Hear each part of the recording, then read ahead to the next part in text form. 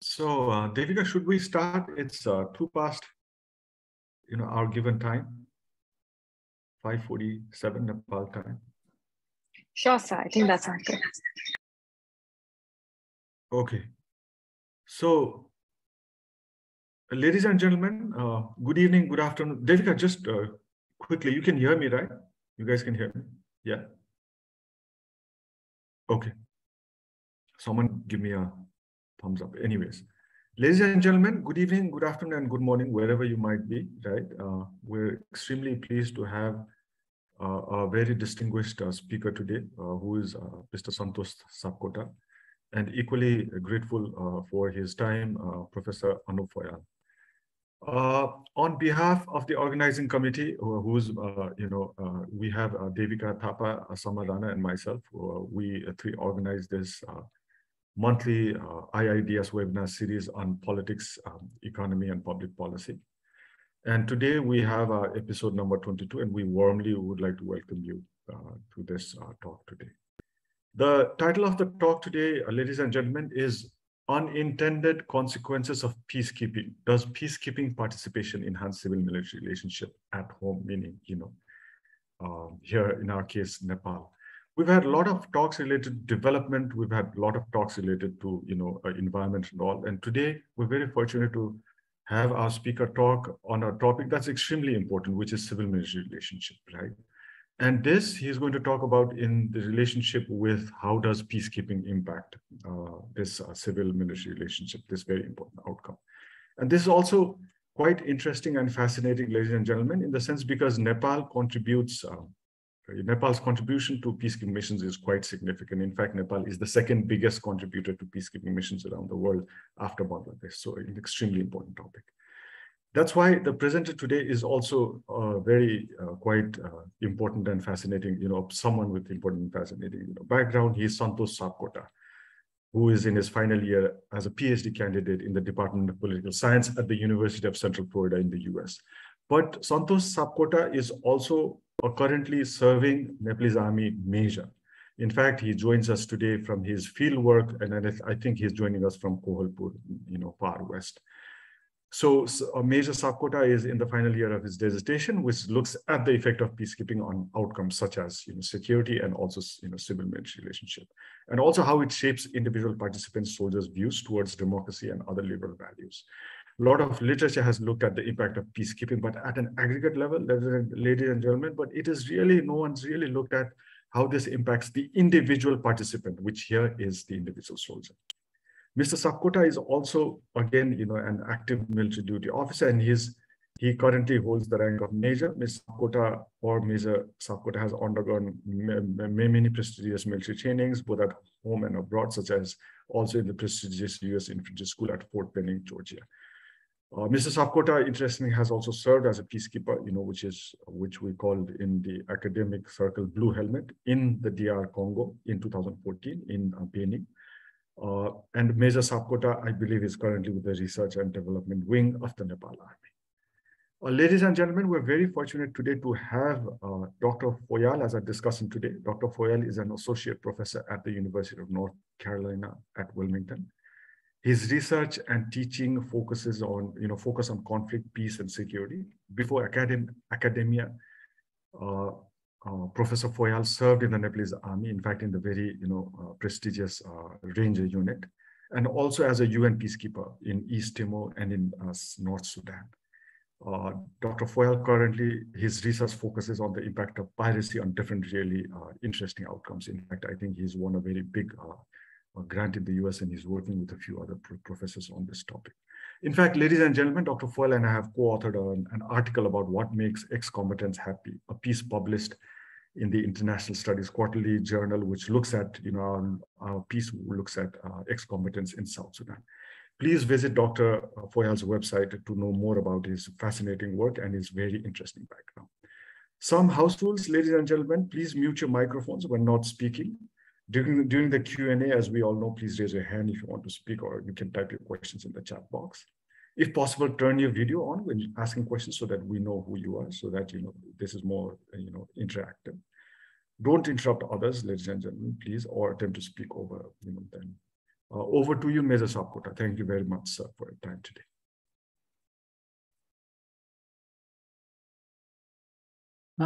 Thank you very much, Prabin, sir. So, hello everyone, greetings of the day. So I'm Santosh Sapkota, Ph.D. candidate at School of Politics, Security and International Affairs at University of Central Florida. First, I would like to thank you all for your presence today. I appreciate Institute for Integrated Development Studies for this opportunity and for all the support. Today, I will be presenting about one of my papers titled Unintended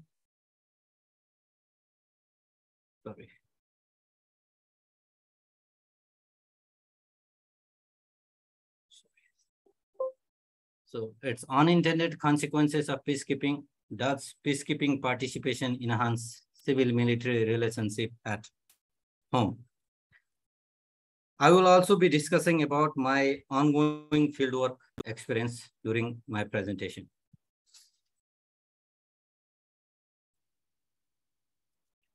So while understanding the effectiveness of UN peacekeeping operations is still central to the study of peacekeeping, recent years have seen the growing interest in understanding who contributes resources to these missions and why, along with its impacts on troop contributing countries. This paper is the part of my dissertation titled Peacekeeping for Peace, Effectiveness and Impacts. This dissertation examines three key aspects of peacekeeping, centering on the peacekeeping effectiveness and its impacts on troop contributing countries from three different methodological perspectives.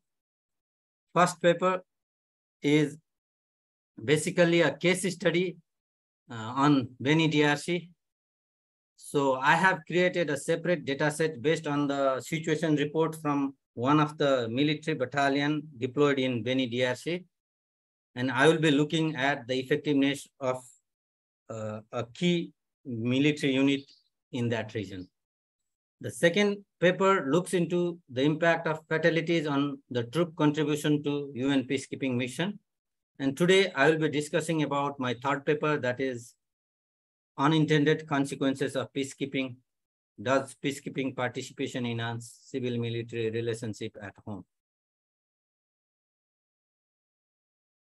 So much attention has been given to the study of the impact of peacekeeping operations in host countries through, though little attention has been given to the impacts of on troop contributing countries. And it's growing. Peacekeeping operations are inherently expected to produce positive outcomes such as promoting stability, durable peace, expected to rebuild and develop war-torn areas or rebuild the host countries. So different countries contribute troops for different motivations, while the financial incentives remains a key motivations for troop contributing countries to contribute troops in these different peacekeeping missions. Countries like Uruguay, Argentina, Brazil are often cited to utilize peacekeeping missions as a way to professionalize their military. In the South Asian region, India and Pakistan also contributes troops to these peacekeeping missions for professionalizing the military. However, for many of the troop contributing countries are the developing countries, and key motivation still remains the financial incentives. This paper looks into two general questions at large. First, does peacekeeping deployment abroad increase military interference in domestic politics? And specifically asking, how will the peacekeeping dependence impacts the domestic civil-military relationship in troop-contributing countries.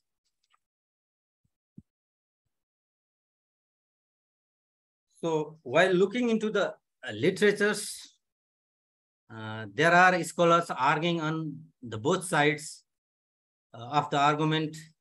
The positive sides looks into the democratization effects of the peacekeeping participations.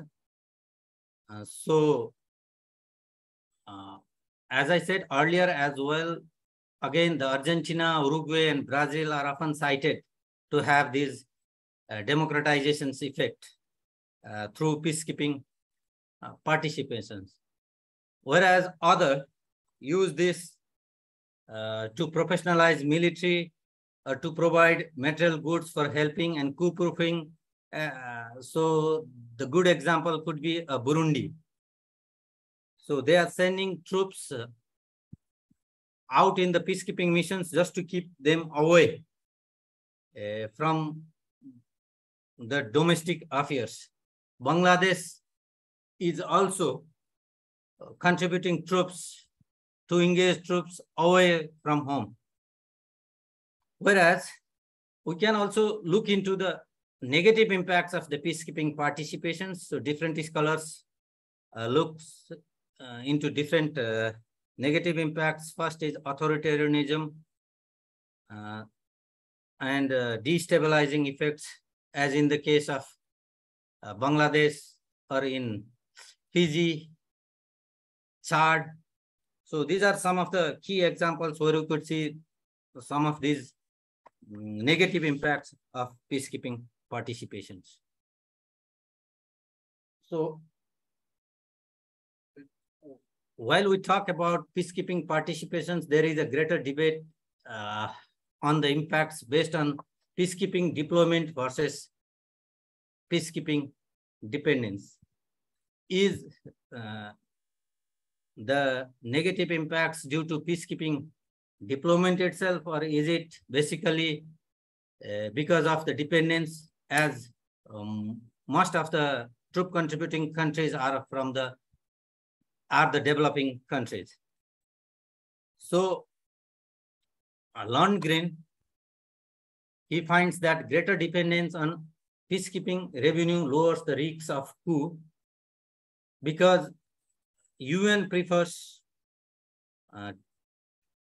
contributors with stable civil-military relationships, and the acts of military interference in domestic politics or any coup attempts will likely risk the prospect of future UN participations. So the military is risking its revenue for interference in the domestic politics.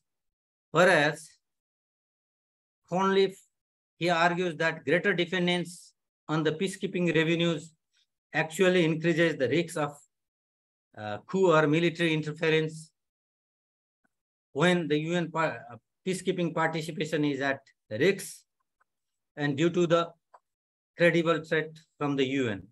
So a peculiar case of Bangladesh can be cited as an example of this, where military took control of the government immediately after the threat from the UN National Representative in 2007.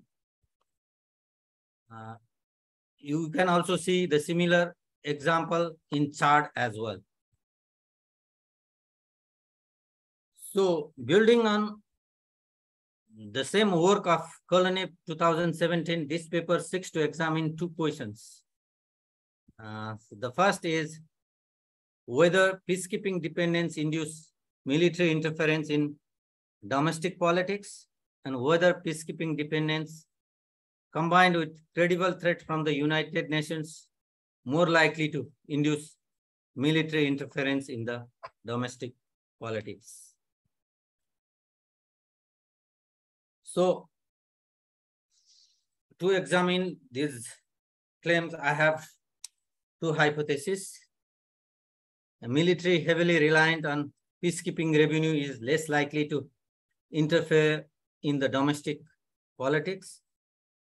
And my second hypothesis is military heavily reliant on peacekeeping revenue is more likely to interfere in the domestic politics if peacekeeping participation is at stake.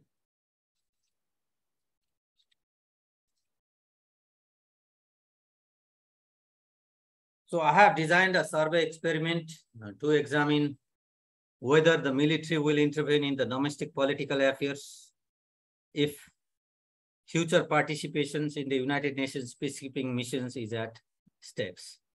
So there are basically 4 different treatment. So the first is whether the UN peacekeeping participations is at risk or not. And second is, I have again further divided it into like, is there military interventions after that? So I will discuss about the vignettes of all these treatments at the end of this presentations, but I have 4 different scenarios. First is there is a domestic political crisis and the UN warning, and there is military interventions. Second scenario is there is no military interventions. Third scenario is there is no peacekeeping participation risks, but there is like public sentiments for the military actions. And there is the military intervention. And the fourth, treatment is, though there is public sentiments for the military interventions, so there is no military interventions. So in this survey experiment, I plan to conduct survey among 1,200 military officers from the Nepalese army. So since I have 4 different treatment groups, 300 respondents in each treatment groups are stratified based on the prior peacekeeping experience. So there will be 150 with the peacekeeping experience and 150 with no peacekeeping experience in each treatment group. So I plan to stratify further based on the ranks. So there are a total of 104 military bases in Nepal. So I plan to visit all of 104 military bases. So however, it is difficult to reach all the bases in the Himalayan regions and some remote places in the far western region as well. Thus, I will employ convenience sampling and I will only conduct my field work based on the accessibility as well. So I have my dependent variable on the 5-point Likert scale from strongly approved, approved, neither approved nor disapproved, disapproved to strongly disapproved. So there will be 4 different scenarios on how military responded to specific domestic circumstances when the ruling party is determined to conduct the election unilaterally, despite disagreement and condemnations from the opposition parties, demanding for the electoral reform. So the survey respondents will answer if they approve the actions taken by the military in each of these scenarios. So why Nepal is the realistic case for this paper? As highlighted by Prabin sir as well, Nepal currently is the 2nd largest troop contributor to the UN peacekeeping missions after Bangladesh. So peacekeeping participation started for Nepal since 1958. It has committed to provide 10,000 soldiers to the UN peacekeeping missions when requested.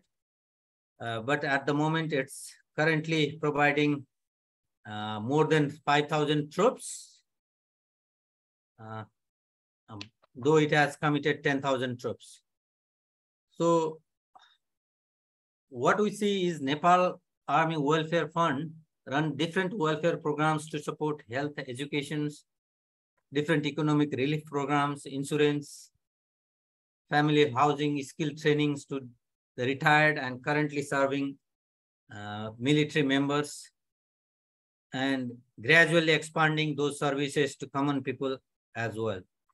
So we can see the dependence of military welfare fund on creating the financial resources based on those peacekeeping participations. Though there are other sources, revenue generating sources for the welfare fund, but historically and primarily it remains the UN peacekeeping participations. So Nepal presents a unique case for both sides of the arguments, like both negative and positive consequences of peacekeeping participations. So as in the case of Bangladesh, UN exerted its leverage for the military to interference during 2007 coup. So we can specifically look into the leverage UN can exercise in enhancing or deteriorating civil-military relationship in troop contributing countries from developing countries. So this paper is the ongoing paper, and currently I'm doing the field work. I started my field work on May 2022, and I expect to complete it by November 2022. Currently, I have completed 732 surveys. So this is when I was preparing my PowerPoint yesterday. So as of today, I added like 6 more surveys. So during this surveys, as of now, I have already visited 32 different offices inside Army headquarters, 1 training institute, that is Army War College at Nagarkot, and 27 different military bases. So based on that, as of yesterday, so I have like 488 respondents who already participated in UN peacekeeping missions. 244 respondents, they have not participated in the UN peacekeeping missions. Based on the gender, there are 705 male respondents and 27 female respondents. So based on the ranks, it's like Major General, 9 Major General, Brigadier General, 11, Colonel, 18, Major, 462, Captain, 141, Lieutenant, 85, and Second Lieutenant, 6. So during my field work, I encountered like different issues. So I would like to discuss about those issues as well. The first is I found some of the respondents reluctant to answer some of my questions, basically due to the sensitive nature of my questions and some of my questions directly relates to coup and other military actions, and some of the respondents, they were reluctant to answer those questions. Second issue I encountered was it was difficult to conduct interviews during office hours. So especially for the senior officers, what I did was I have printed the questionnaire sets, and I gave them the questionnaire sets, and I collected those question sets mostly within 1 hour and sometimes next day as well for the senior officials, in case of the senior officials. Next is reaching out to some of the military bases is still not possible. So currently I'm here in the Midwestern region of Nepal. Last week I was in the far western region. I tried to reach out to Baitadi, Darchula and Bajura district as well, but it was not possible for me due to different regions, geographical constraint, time and resources as well. So these are some of the issues I encountered. So there are certain considerations I would like to highlight. So when I discussed, so I have two different, first issue is about the unit of analysis. In my hypothesis, I'm talking about the military organizations as a whole, but I am conducting surveys of the individual military officers. So I would like some suggestions and feedback from the distinguished panel as well on this. My argument is that those military officers who are already in the position of power or who are leading the organization itself, or those military officers who will be leading the organization in futures. So those individual respondents, if I know their opinions or if I don't know their understanding, how they respond to certain specific domestic political situations, then I could generalize this for the military organizations as well. However, my theoretical discussions is more on the institutional level, but I would like to look into the theoretical discussion at the individual level as well. And in my research design, I talked about stratification based on rank, gender, and those things, but it was difficult as well because so it's very difficult to find the female officers currently in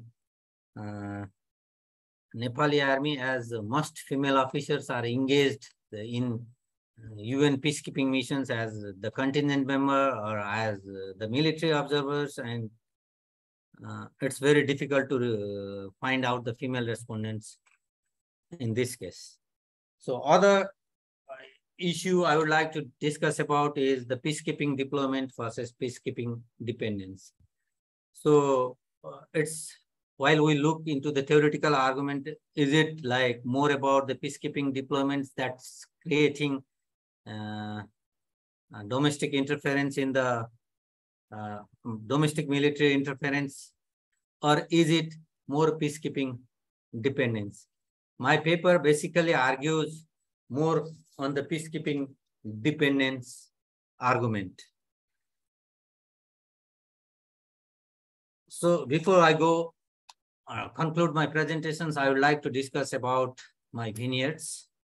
So these are 4 different scenarios. First, there is dispute between the ruling and opposition parties regarding the electoral reform. So ruling party is pushing for the elections without the reform.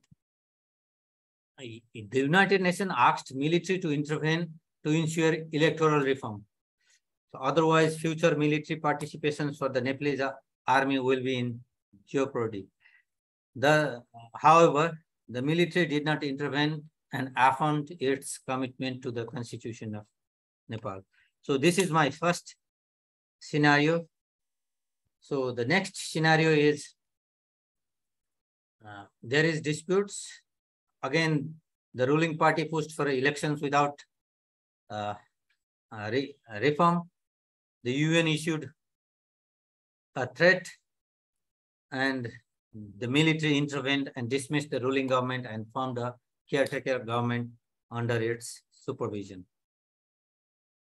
So next scenario is there is no UN threat. So there is the growing public sentiments for the concrete military actions against the corrupt government. So in this case as well, in one scenario, the military did not intervene and affirmed its commitments to the constitution of Nepal. In the last scenario, though there is growing public sentiments for the concrete military actions against corrupt government, military intervened and dismissed the ruling government and formed the caretaker government under its supervision. So based on these scenarios, I asked if each respondent, if they approve or disapprove the actions taken by the military to test this hypothesis. So I have my questionnaires and others available on request. So thank you very much, everyone. I welcome your comments and suggestions. Thank you. Thank you very much, Major Sapkota. Thank you very much for your wonderful presentation and plus an insight. Thank you very much for taking us inside your current ongoing research. The insights were extremely helpful. I'd like to now request Dr. Anup Phayal to provide a few comments on what Major Sapkota just talked about. Thank you. Namaskar, everyone. Sora namaskar. Thank you to IIDS and also for Major Sapkota for allowing me to comment on your research project. I think this is an excellent project, and this is an honor for me. I'll be very brief. This, in my view, is an excellent research project. And to my knowledge, unprecedented. No one has done research like Prabin mentioned. No one has looked at this relationship at the micro level. So this I think will be very interesting, and I would be very curious to understand what you find at the end of your research project. So it'll be excellent, not only for myself but everyone in the research community who are looking at peacekeeping and how that affects the civil-military relationship, and also to practitioners and policymakers and so forth. So rather than talking about everything and summarizing everything, I would like to just focus on two brief points that I have after looking at your research design. One of the key concerns that I had was you mentioned already how you focus on your hypothesis and your argument at the country level, but then your research design is more at individual level. I think the missing piece here is how you build your expectations, right? I'm sure you have it in your paper, and you will be more clear as you write it later on. But I think the big gap is there is risk posed by the UN to a country in terms of, I think what you mean to say was there will be no continuation for military peacekeeping for that country, like the example you mentioned about Bangladesh. But I think the missing picture that as an audience or as a reader is, how does that translate to supporting or not supporting military intervention in civil military affairs? I think that piece would be the key for your paper, right? So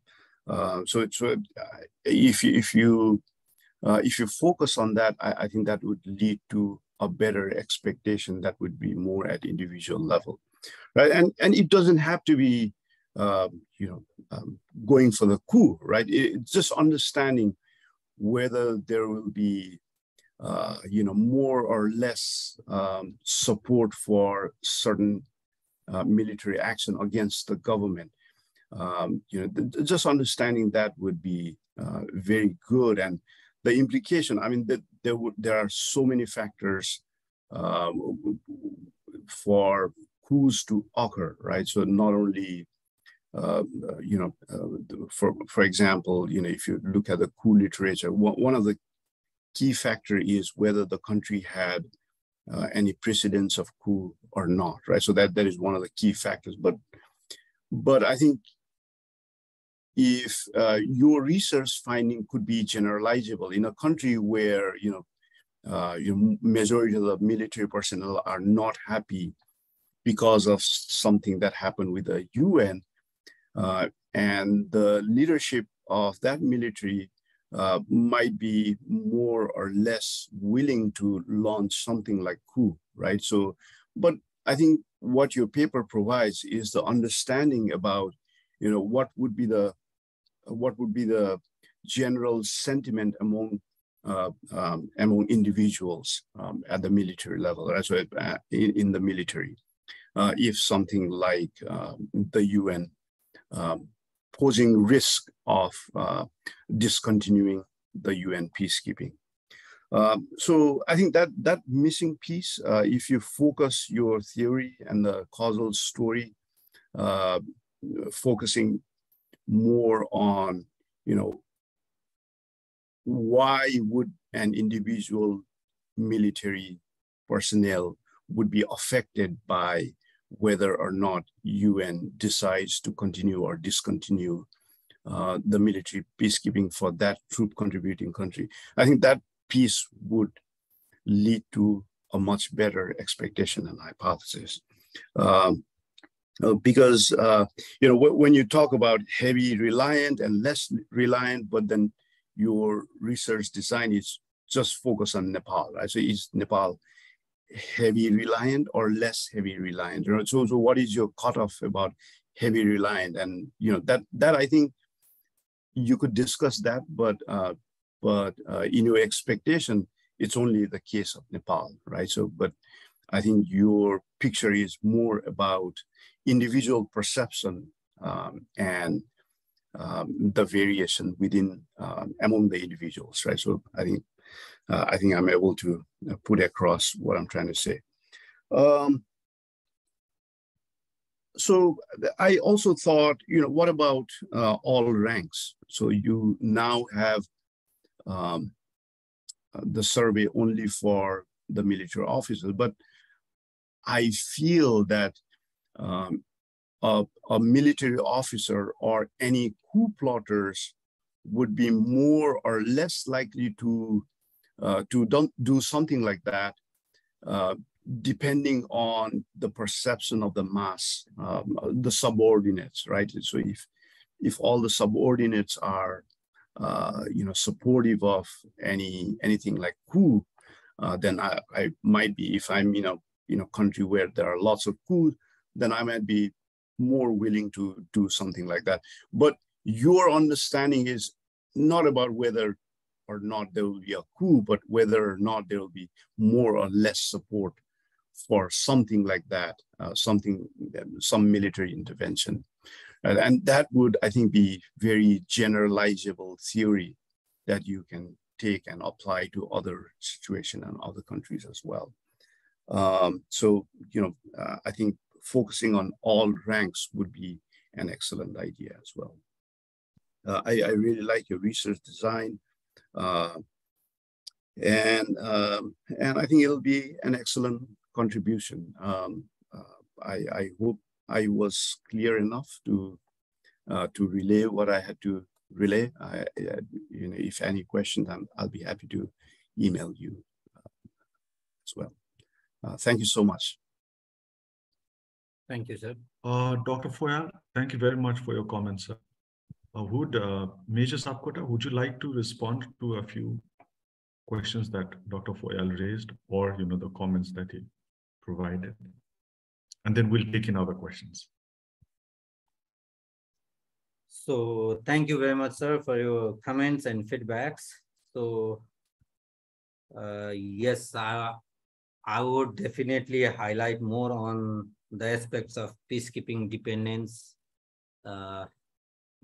in my paper. But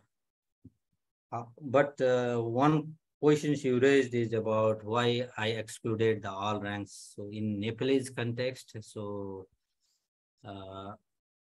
the other ranks, they have like little or very less understanding of the concepts of CMR itself. So I decided to include officers only in my research. So that is the case, but of course, if we include other ranks or all ranks to see their grievances, if they have any grievances because of the UN peacekeeping and that other fund management issues and those things, then of course that will contribute to my argument as well. So thank you very much, sir, for your feedback.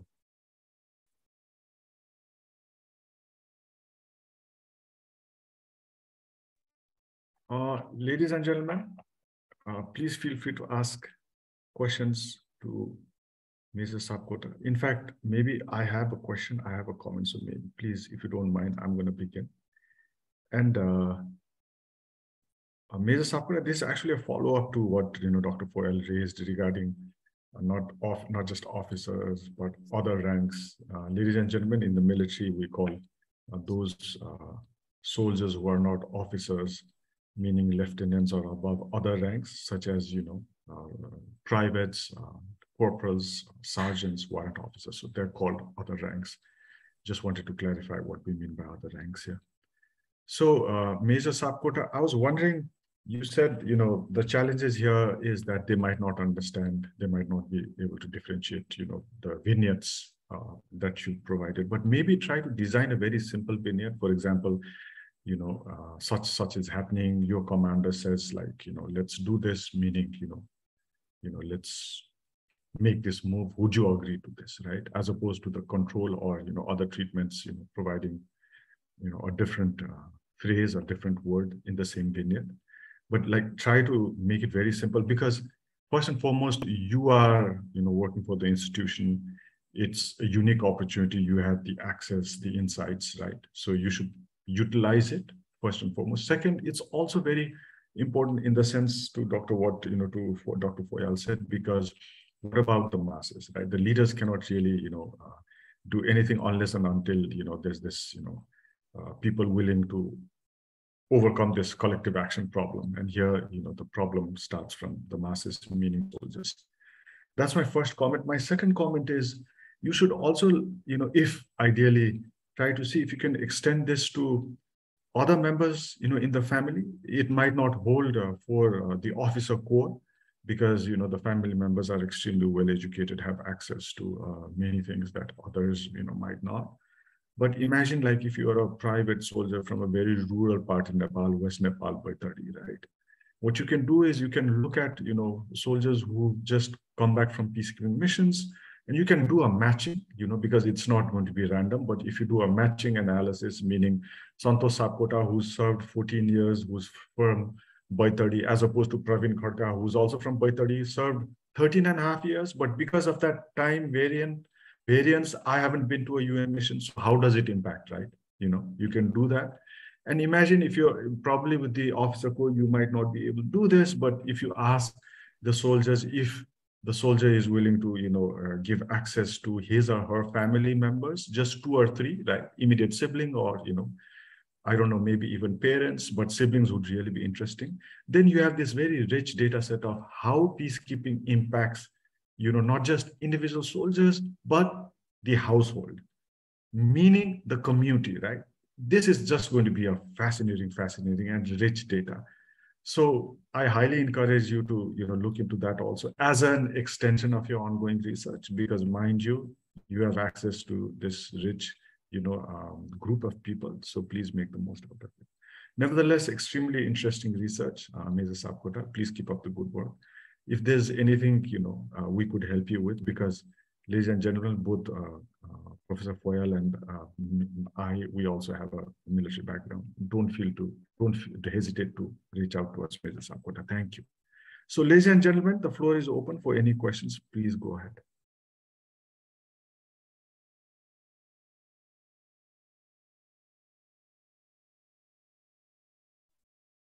Any questions, ladies and gentlemen? Is someone raising his or her hand or any? This is such a great opportunity for you to actually, dive deeper into what the Nepal Army as an institution also offers. So please feel free to ask questions related to Major Sapkota's research or peacekeeping in general. Please don't hesitate. Any questions, ladies and gentlemen? Devika, do you see any hands? I don't see any hands. So no one's asking any questions. I wonder why. This is, in fact, the first time we've not had anyone from the audience ask anything.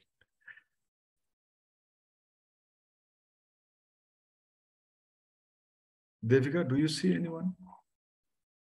No, right? No, sir, not yet. So we'll just wait for a few more seconds. If there's no questions, then meanwhile, if someone's thinking of asking any question, let me take the time to just let you all know that we're not going to have our October session because of Dasai. Dasai is, I think, 5th of October, Tika, 5th or 7th. And that's why everyone's going to be busy with the festival. So we'll have our episode number 23 only in November, ladies and gentlemen. And we're looking forward to having someone from AIT Bangkok talk about environment. He's accepted, and hopefully he's Dr. Shrestha. Hopefully he can present in November. Otherwise, we have someone else also. So, Devika, no one's asking any questions. Should we conclude then?